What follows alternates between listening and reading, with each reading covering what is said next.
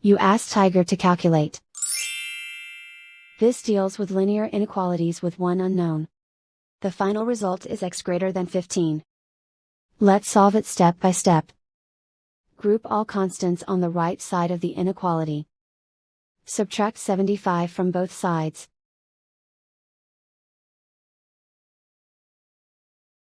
Simplify the arithmetic.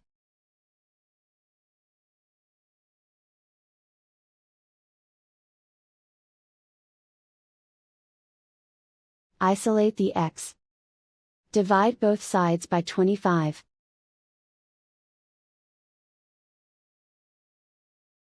Simplify the fraction.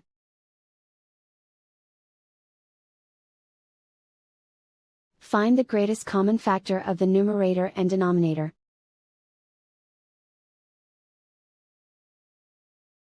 Factor out and cancel the greatest common factor.